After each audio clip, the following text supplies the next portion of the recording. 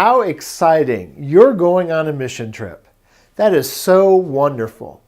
Now, you have a lot of emotions, I imagine, a lot of things going through your mind, but one of the things that you're probably wondering about is, how in the world am I going to pay for it? How am I going to afford it? Well, that's what we want to talk about today. I want to share with you 10 steps to funding your next mission trip. I believe that if God wants you to go, He absolutely is going to provide for you.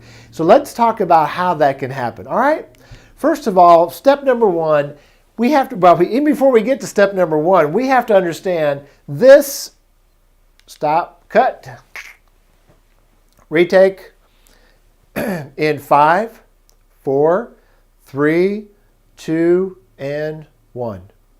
How exciting. You're going on a mission trip. That's wonderful.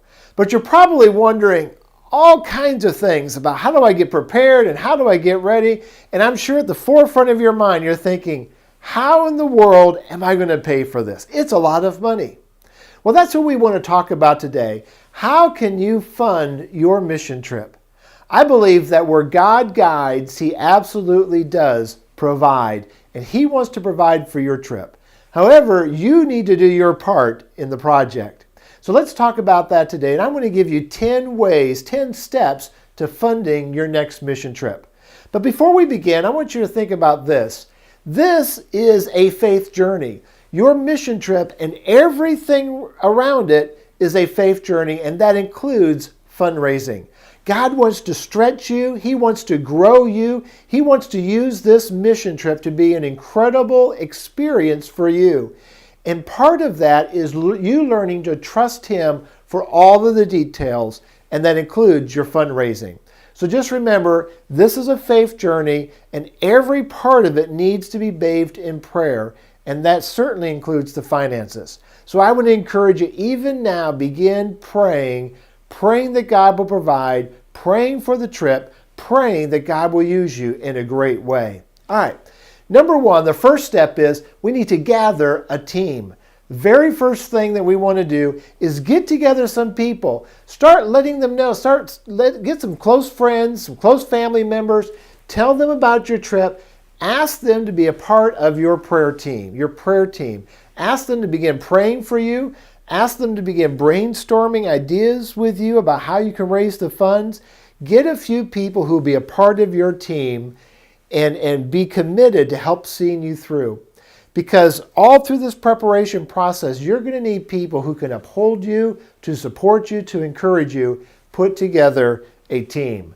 Number two, decide on your fundraising approach or approaches. And I would encourage you to incorporate several different approaches. Let's look at several of these here. First of all, there are personal visits. The most effective way of raising funds for ministry is through personal one-on-one visits. It's just sitting down with somebody, sharing your vision, sharing what you believe God's called you to accomplish, and then asking them to participate with you by financially giving to your trip. Now, I know many of you right now are thinking, I can't do that, or I don't know how I would do that. But I do want to encourage you, don't just dismiss it. Consider personally making personal visits with one-on-one. The next approach to fundraising, not quite as effective, but yet still very effective, is to send out a letter. Now, we don't advise this if you're raising support for ongoing ministry, like to be a missionary, but for a short-term mission trip, letters are very, very effective. In fact, they are the primary way that people today raise money for their mission trips. But I would encourage you not just to send a letter, but also to make a phone call. So you'll send out a letter, and then 2 or 3 days later, just follow that up. Give the person a call and say, hey, this is Frank. I've sent you a letter. I'm getting ready to go on this mission trip.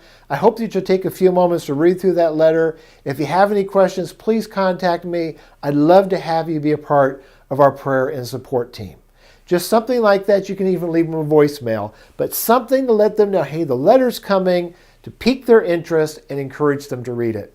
Number 3 is just the letter by itself. And that's really what most people default to. And again, it works most of the time, but sometimes you really need that phone call and those other personal visits. But a letter, we're going to talk more in just a few moments about how to write a support letter for mission trips.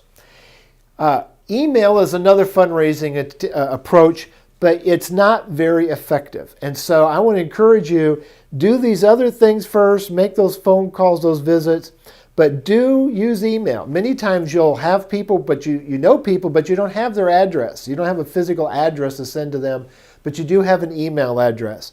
Let me just say that your email should be much shorter than your letter. In fact, it may be significantly shorter, but I would encourage you to include a link in any emails that you send that can take them to a web page where you can give them more information. Or you can even ask them in their email for an address or a phone number where you can send them more information. But again, email should be short, to the point, and ideally linked to some place where the person can get more information. Another approach to fundraising is using social media. Again, I wouldn't use this by itself, but I would use it in conjunction with everything else. Let your friends, let your Facebook friends, Twitter followers, and everybody else out there know that you're going on this mission trip, and encourage, give them opportunities where they can give, but don't be pushy with it. I've seen some bad use of social media where people try to force people to give, try to antagonize them into giving, or where they'll contact somebody through social media that they've never actually talked to in person, that they're just somehow became friends. Be very, very careful about that. Use social media to supplement your other fundraising efforts, not to be your standalone. All right. Number 3, we want to gather names. Begin getting names of people that you can contact to ask to be a part of your team, to pray for you, and to give to support this great mission trip. Here's a couple things to think about. First of all, don't say no for anybody. In other words, when you're going through those names, don't say, oh, so-and-so, they would never give. Oh, no, they don't have any money. They wouldn't give. Don't say no for anybody. You might be surprised who gives to your trip. You might be very surprised who gives. Don't rule anybody out. Don't say no for anybody. You give them the opportunity to make the decision as God leads them. Then think of everybody you possibly can. Everybody that you have a relationship with of some sort. It may be your small group. It may be people in your church. It may be doctors. It may be people throughout the community, sports teams, all sorts of places, schools, all kinds of places, but begin to brainstorm. And this is where your team can help you. They can help you come up with ideas and some people that maybe you wouldn't have thought of. And also as part of this, you may have family members, or your team may even say, hey, here's some people I think that you should contact. I'll even be glad to put in a word for you, or you can use my name in contacting them. So again, that's just a way to get more names. I don't believe that you can ever have enough names. Send to everybody you possibly can think of and come up with names. More names, more names, more names. Again, focus those people that you have relationships with. All right, number 4 is to write your letter. Number 4 is to write your letter. Now, this helps even for in-person appeals. Even if you say, well, I'm going to talk to 10 people or 20 people, that's great. Go ahead and write that letter anyway, because what happens is it helps you to be able to articulate clearly and concisely the key elements that you need to express and communicate in raising money for your mission trip. When you're writing your letter, keep it to 1 page. Don't write a lengthy 2-3 page deal. Keep it to 1 page. It should be very succinct, very focused. People are not going to wade through a novel. Keep it short and to the point. And it should be personalized. Don't just say, dear friend, dear so-and-so, or I've gotten letters from people where everything is typed in. It says dear, and then they'll handwrite in my name. And that just looks tacky. Take the extra steps. Use a word processor where you can do mail merge, things like that. Make it a personalized letter, and make sure that you personally sign every one of them. And when you're writing, tell very early why you're writing. In other words, tell them that you're asking them to be a part and support an upcoming mission trip. Don't bury it down in the bottom. Don't try to spiritualize it. Just be clear about what you're doing. You're asking them for money, and that's okay. That's okay. Be specific about your need and the timing of the need. In other words, don't just say, well, I'm going to a mission trip next June, and this is maybe December, and so the person gets the letter and they're thinking, oh, well, I don't have to respond until May or June. No, tell them, hey, I'm raising funds right now. We've got to buy airline tickets. We've got other deadlines coming up. And so be very specific. Tell them what your need is. I need to raise X amount of dollars. And this is the time frame I have to raise it in. Let people know. Be specific. They're not mind readers. Tell them. And then in the course of your letter, be sure to answer these very, very important questions. Number one, why? Why are you going? Why are you going on this mission trip? Why? What tugged at your heartstring? Why do you want to be a part of this? Number two, what are you going to do? What is the scope of your ministry? What are you going to do when you go? Three, when are you going? When are you going? How long are you going to be there? Put all that in there. And then how? How can that person be a part of what you're doing? You want them to pray, you want them to give, but you want to tell them how they can do that. Hey, you can sponsor one leg of my trip by X amount of dollars, or you can give this amount. But be very specific. Tell them how they can get involved. All right? Then, next is send your letters and or make your contacts. Get those letters sent out. Don't wait. Put a return envelope in there if you're mailing it, or an envelope wherever the money is supposed to be sent, if it's coming back to you or going to the mission agency. If you're going with Max Point, we'll ask that you have the letters, the envelope sent back to you, made out to Max Point, but they should be sent back to you. That way you can keep track of who's given. You can send them a thank you note, and then you can forward those checks to the ministry. If you're not sending in an envelope for some reason because you're using email or something else, make sure that there are very clear instructions on how to give. If there's a link to give online or something like that, but your instructions need to be very clear. This is how to give. This is who to make the check out to. This is how to give by credit card. All of those details need to be there. And then, as I just mentioned, give them options for giving, online giving as well as checks. Some people will not give anyway except by check. Some people won't give by check. They'll only give by credit card. So if the organization that you're going with gives you options of raising funds, and I would encourage you to use all those options. At Max Point, we give multiple options that people can raise funds through credit cards, through online donations, all of those things, as well as, of course, checks.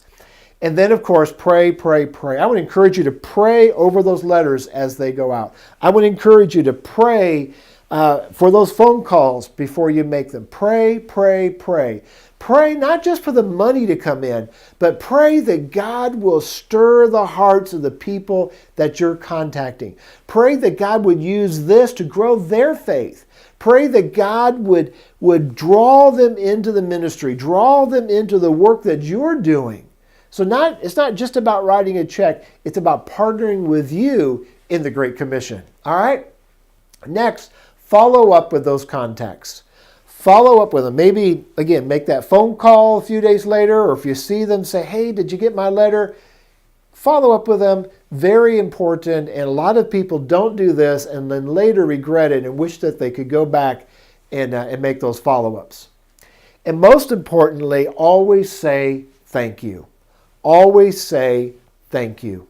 As soon as that letter comes back, or as soon as you get notification that somebody gave you a gift, take a moment and write out a handwritten thank you note and mail it to them. If you don't have their address, then send them an email or pick up the phone, but say thank you. It is absolutely no excuse to not say thank you. We need to express our gratitude as many ways as possible. And I'm going to encourage you to do it verbally. Call them and thank them. Tell them thank you next time you see them. And put it in writing as well. You cannot say thank you enough. All right? Then you may want to add some events, fundraising events, or if your fundraising through letters are going slow, you may want to add and send out a second letter giving an update about what's going on. Say, hey, here's where I'm at. I've raised half of the funds. I still got a ways to go. Please pray about this. And you haven't given yet, would you please consider making a gift at this time? You can also use do other things such as garage sales. Our family's raised a lot of money over the years through garage sales, and we've helped a lot of other people raise money by having garage sales. Now, that's not for everybody, and it may not be where you live, but we've seen it just to be very, very effective. The neat thing about garage sales is you probably know people who have lots of stuff sitting around the house that would love to give it to a good cause. They'd love to give it to you. So if you're willing to organize it, put that garage sale together, tell everybody about it, let them know, hey, all this money is going for missions. Even put up a sign at your garage sale that says 100% of these proceeds are going to missions. And people, you'll be surprised, people will come and they'll give. We've seen people at garage sales write out checks over and above whatever they're buying just because of the cause, because of what you're doing. So garage sales, and some restaurants, for example, even have fundraising nights. You may be able to get a bunch of people together and talk with these different restaurants, and they'll have a missions night or a special fundraising night where they'll donate a portion of the proceeds that evening towards your trip. So check into that. Many times, though, they won't give a check to you as an individual. They want to give it to your organization. So be sure to talk that through maybe with the organization that you're going with. All right? And then number 9, make sure that when you come back from your trip, you send a follow-up report. You let people know, hey, here's what happened. Include pictures in there. Let them see what you did. Let them see how their money was spent and what you did with that. And then, if at all possible, go in person and say thank you. In fact, you may even want to take a photo and go and visit somebody and say, here's a picture from my trip. I want you to have this as a memento, and as a memento of what happened in this trip. And I just want to say thank you. Thank you for giving. Thank you for being a part of this. You see, here's the thing. We need to think long term. What if you want to go again? What if next year or 2 years down the road, God leads you on your heart to go again? Then what are you going to do? If you've said thank you, if you followed up with people, if you were a good steward of those contacts and that money, then you know what? People very likely will want to give again to you. But if you never said thank you, if you never followed up with them, then the likelihood is they're not going to give that second time. So say thank you, follow up with them, give them post-trip reports, let them know how God has used you. And then most importantly, start now. Start today. Don't wait another day. Don't think I've got another week or 2 weeks to start my fundraising. No, start right now, even today. All right. Well, I hope these 10 tips have been helpful for you. And just know that God will guide you, God will direct, and if the Lord is in this, He's going to provide for you. But you've got to do your part. I love what Billy Graham would say when preparing for those great area-wide outreaches. His team would always, in their training, would say that we need to pray like everything depends upon God, but we need to work like everything depends upon us. And I want to encourage you, pray like everything depends upon God, because it does, absolutely. But then you've got to do your part as well. Make those contacts, write those letters, make those phone calls, go visit people, do the things that needs to happen. And God will be faithful and He'll provide. God bless you as you serve Him.